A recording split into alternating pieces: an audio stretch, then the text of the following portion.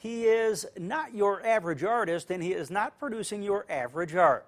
Buckle up as we take a ride on the story of Steve Barba, a man we met along the way in Sturgis.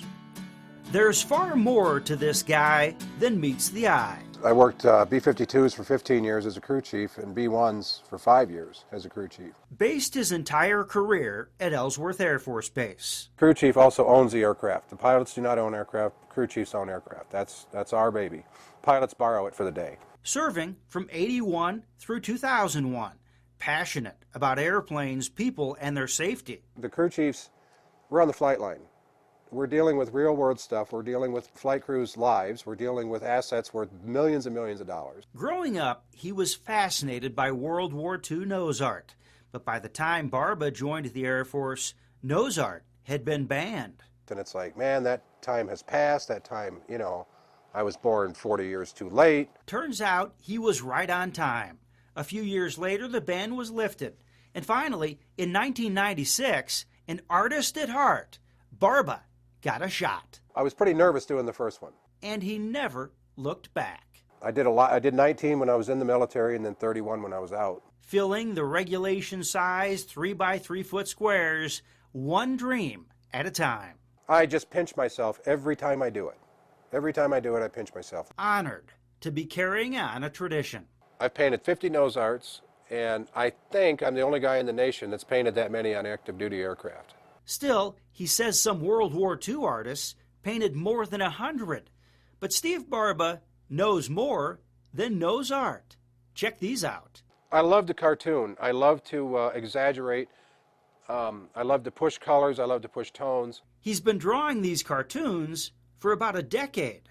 With the cartooning, I can fatten things up, or I can just make it my own. Takes Barba about 20 hours per drawing. And as he flips pages, he launches one image after another after another. With the help of a local printer, he can do all sorts of things, like resizing his sketches and combining his drawings into cartoons like Hog Chow, featuring the A-10 Thunderbolt II, affectionately known as the Warthog. See the difference in color? What this guy can do compared to what, you know, these get really dirty. He can really clean them up. But beyond the nose art and cartoons, Barba unleashes the unbridled doors of this. These things, I have no plan. I just go. Technical name, assemblage art. Reality requires a second look. This one, named after Casey Jones, is CJ's hammer. And the train was a model kit, like I said. I threw the model kit together and then started adding my flair to it. The detail, mind-blowing. Covered with cows, settlers, you name it. You could look for a week and not see everything. This one is named Freedom of Expression, not your everyday eagle. And I love my little arms. I love to stick arms in places sticking out and legs sticking out. These are the nostrils on the eagle's nose. The rest is whatever you want to see, like this guy sitting on top of a model airplane's carburetor. So I put a tank hatch on it, put him in there, and maybe he's driving the eagle. So why does he do the art he does? That's a good question. That's a very good question. Why ask why of a guy whose art and imagination both fly sky high?